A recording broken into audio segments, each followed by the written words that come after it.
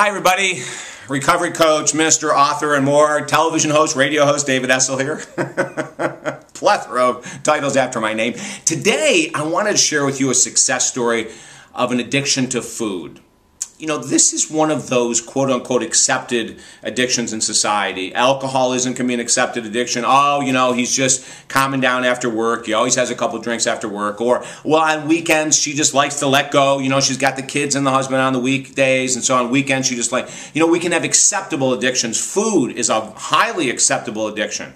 You know, even if people are overweight, it's still acceptable for us to go into the grocery store or shoot out to a convenience store at 10 o'clock at night to get comfort foods, etc., etc. And our work, and as an addiction recovery coach for 20 years now, my personal work is to help people to get to the core issues. Always are based on emotion. Even some of these genetically proven addictions like alcoholism, they all have an emotional core issue as well, and food surely does.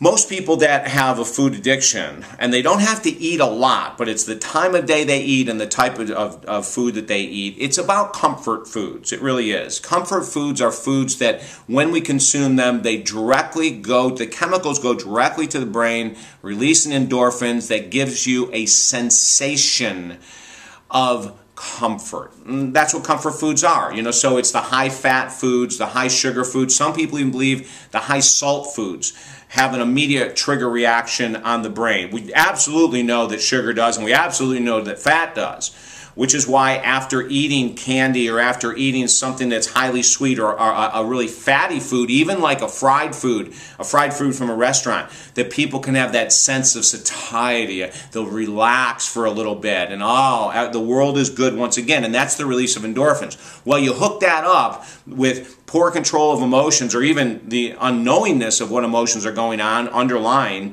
and then covering it up with the food, and someone can easily get into a food addiction. And I'm going to read one of the women I worked with in a 30-day program.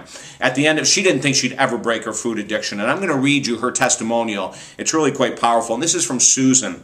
She said, prior to working with David for 10 years, my food addiction was my way to deal with stress. Whenever my boyfriend and I would argue, I'd retreat to my bedroom with a bowl of ice cream to numb my pain. As my weight fluctuated, it would create more happiness in me and more struggles in our relationship. Within 12 weeks with David's program, I was so surprised to see there was no longer a need to reach for food. And through his program, I've learned to deal with emotions, love myself, and surrender to the cravings. Everything has changed. 10 years of depending on food to cover emotions was gone. Now that's just one of many people I've worked with, but there's a way out. You know, there's a way out. When we're highly stressed and we reach for a certain kind of food, or we come home at night, maybe we live by ourselves, or maybe we wait for our partner or our kids to go to bed, and then we stay up so that we can eat, and we hide it. You know, we call it the closet addictions, right? There are some clients I've worked with that you'd go to their home and their cupboards are bare. You'd look around and go, well, where's the food? And they were addicted to eating in the car. So they'd go through fast food drive-thrus, right? Or they'd go to a convenience store and stock up for the day, and then at the end of the day, they'd hide the wrappers. I mean, we have so many stories of wrappers being hidden under dirty clothes, under the bed, so that their partners or their family wouldn't see what's going down. And you know what? And that creates guilt, and it creates shame.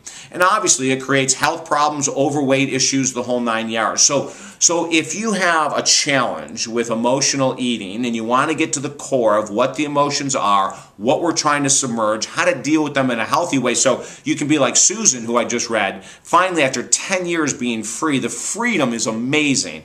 Contact me at talkdavid.com. Go ahead and share this too. If you know some people that might be struggling with food addiction, just share it. Get it out in the open. You know, we need to talk about these things to let go of shame and guilt, because while the shame and guilt is still there, no healing can occur.